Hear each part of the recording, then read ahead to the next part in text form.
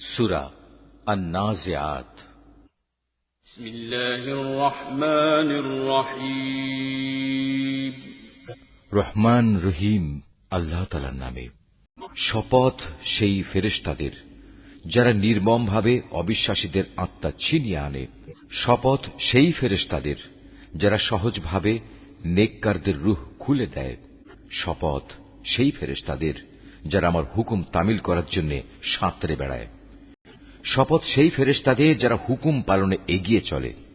শপথ সেই ফেরেশতাদের যারা সব কটি কাজ সুষ্ঠুভাবে পরিচালনা করে।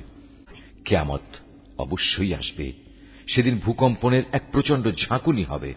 কবর থেকে সবাইকে ওঠানোর জন্য সাথে সাথে আরেকটি ধাক্কা হবে। এ অবস্থা দেখে সেদিন মানুষের অন্তরসমূহ ভয়ে কম্পমান হবে। তাদের সবার দৃষ্টি হবে সেদিন নিম্নগামী ও ভীত সন্ত্রস্ত। কাফেররা বলল, সত্যি কি আমাদের আগের অবস্থায় ফিরিয়ে নেওয়া হবে, আমরা পচে গলে হাড্ডিতে পরিণত হয়ে যাওয়ার পরও? তারা এও বলেছে, যদি আমাদের আগের জীবনে ফিরিয়ে নেওয়া হয় তাহলে সেটা তো হবে খুবই লোকসানের বিষয়।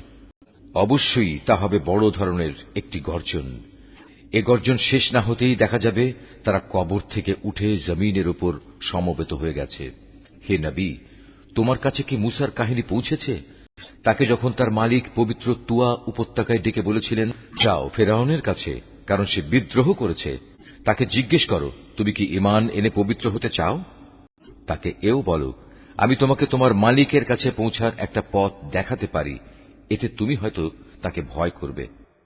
অতঃপর সে তাকে আমার পক্ষ থেকে নবুয়তের বড় একটি নিদর্শন দেখালো। কিন্তু সে ব্যক্তি নবীকে মিথ্যা সাব্যস্ত করল এবং সে তার বিরুদ্ধাচরণ করল। অতঃপর ষড়যন্ত্র করার মানুষে সে পেছনে ফিরে গেল। সে লোকজন জড়ো করল এবং তাদের ডাক দিল। তারপর বলল, আমি হচ্ছি তোমাদের সবচেয়ে বড় রব। অবশেষে আল্লাহ তাআলা তাকে আখিরাত ও দুনিয়ার আযাবে পাকড়াও করলেন। অবশ্যই এমন সব লোকের জন্য এতে শিক্ষার নিদর্শন রয়েছে যারা আল্লাহ তাআলাকে ভয় করে। তোমরা বলো, তোমাদের দ্বিতীয়বার সৃষ্টি করা কি বেশি কঠিন, না আকাশ সৃষ্টি করা বেশি কঠিন? আল্লাহ তাআলা তা বানিয়েছেন।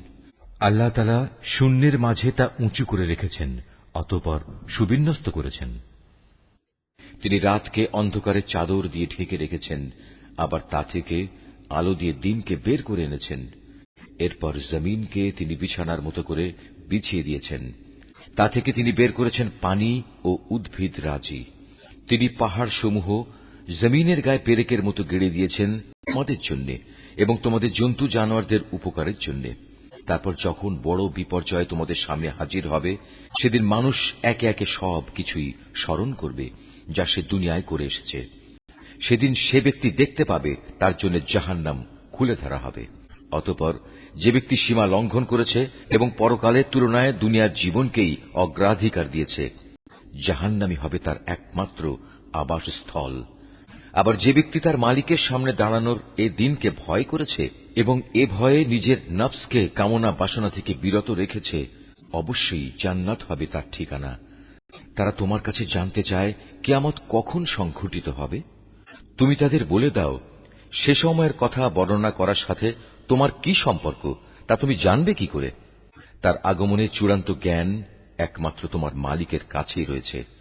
তুমি হচ্ছ সাবধানকারী সে ব্যক্তির জন্য যে একে ভয় করে। যেদিন এরা কিয়ামত দেখতে পাবে, সেদিন এদের মনে হবে তারা এক বিকাল অথবা এক সকাল পরিমাণ সময় দুনিয়ায় অতিবাহিত করে এসেছে।